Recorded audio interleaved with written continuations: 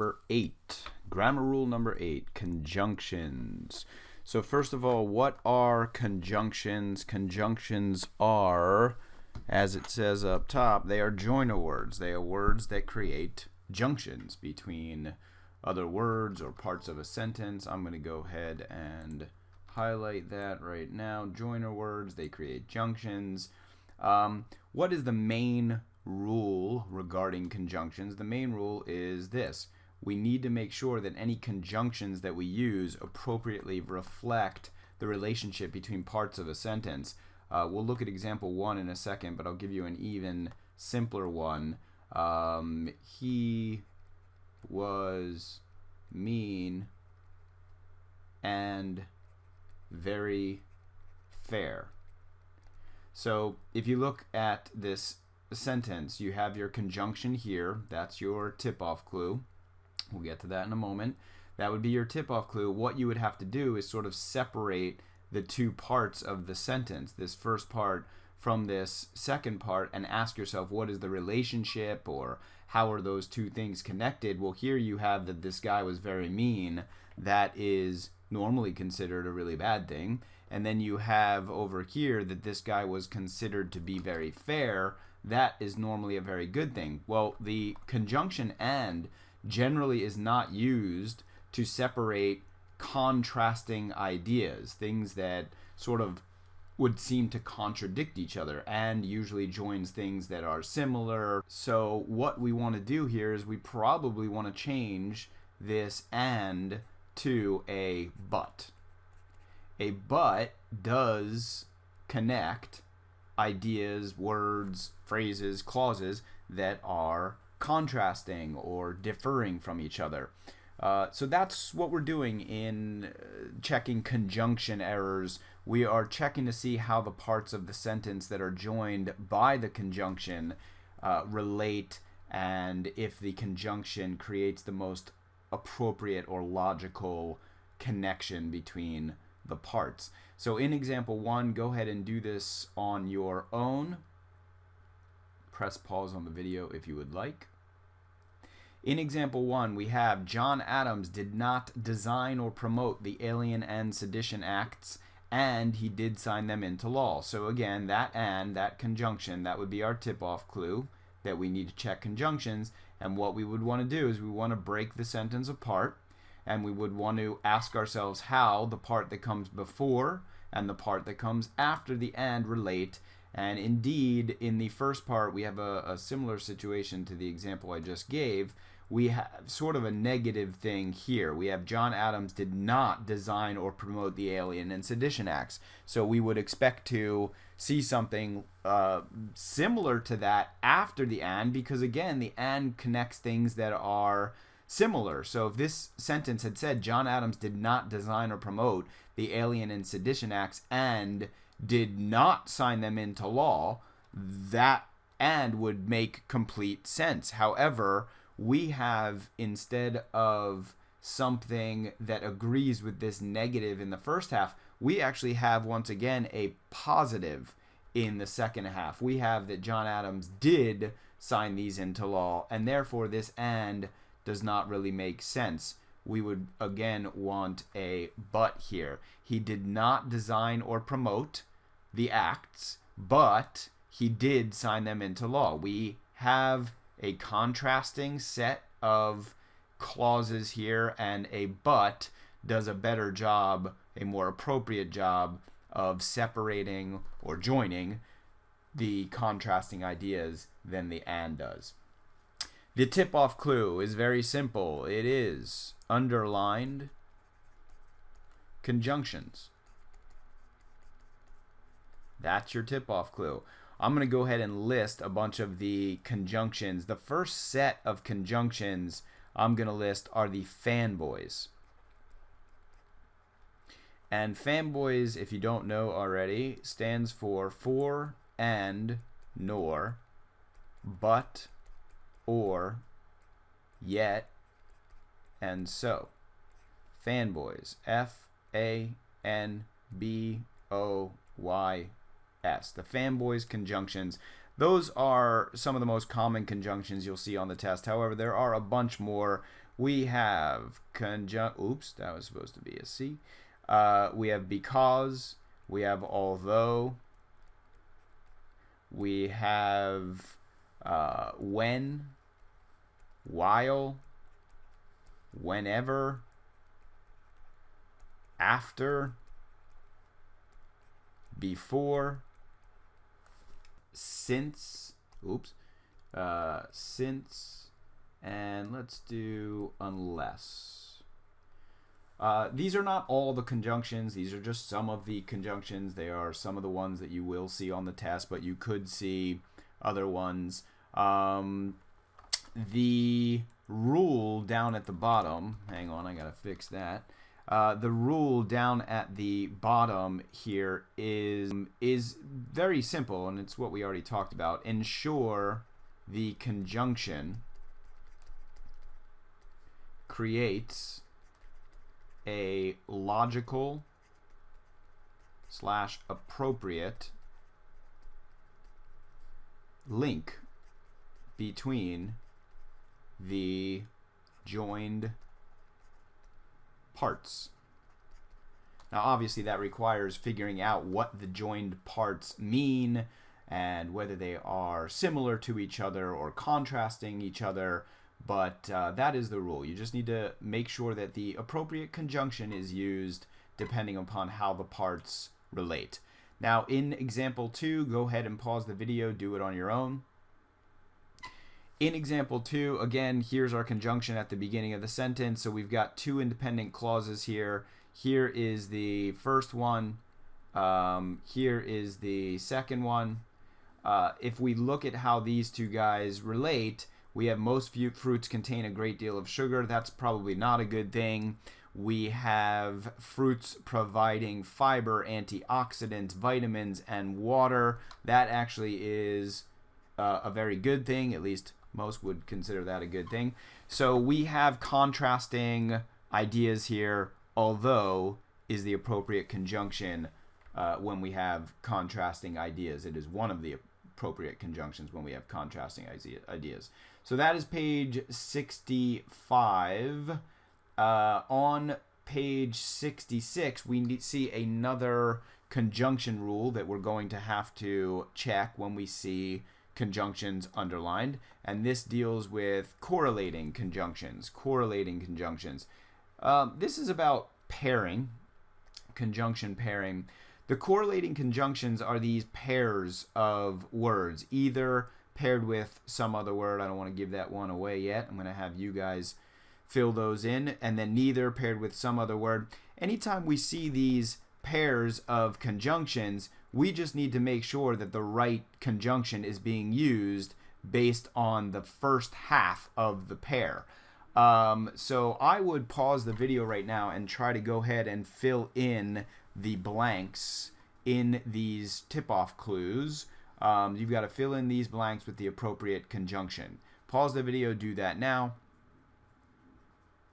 Okay, so filling in these blanks here, we would have either this, and then the appropriate conjunction to use here would be or, this or that, either this or that, neither this nor that, both this and that. Be very careful. ETS will try to confuse you with as well as. They will say both something as well as something else. As well as is not an acceptable pairing with both. Not only this, but also that. Between this and that. Not or. ETS tries to trick students with or sometimes. You cannot put an or in this blank.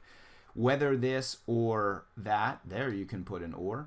More or less this than that. By the way, than is a conjunction. And then these last two, these are the tough ones. If you're going to have trouble with any of these guys will be the ones. At once this and that, and just as this, so that.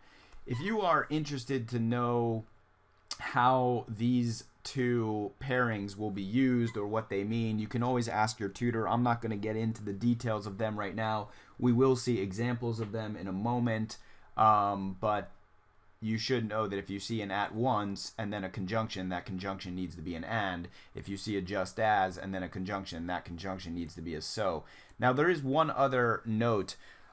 These guys, again, are tip-off clues for conjunction issues. You have to make sure that the correct conjunction is being paired with the correct first half of the correlative. However, you should also know that these are the tip-off clues for parallelism as well.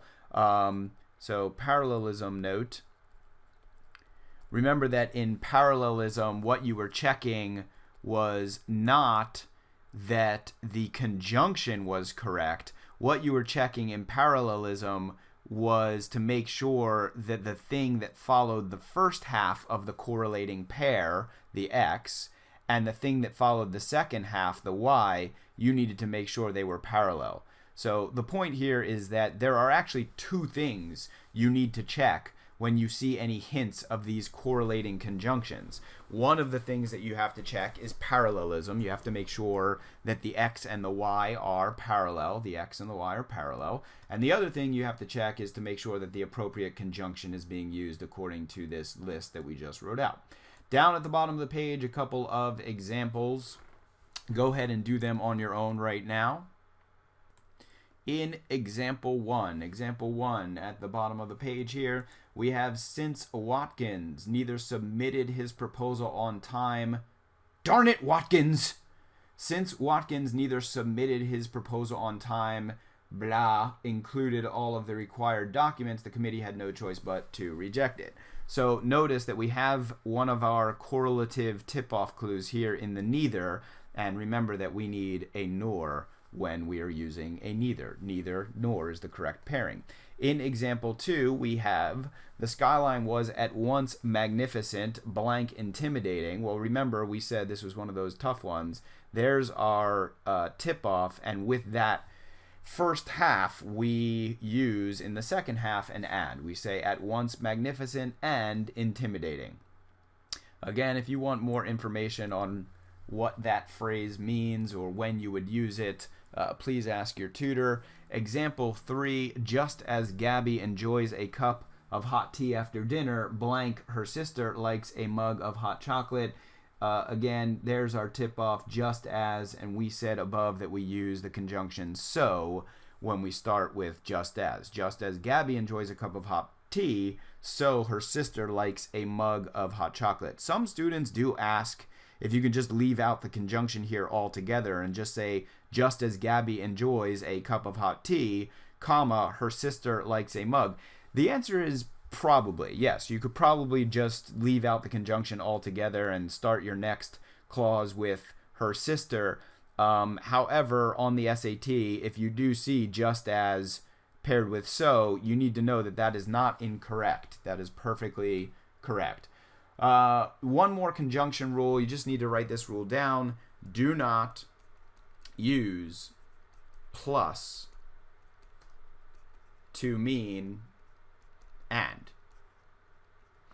In standard written English, we do not use plus to mean and. You would not say, I was tired plus I hadn't eaten. You would say, I was tired and I hadn't eaten.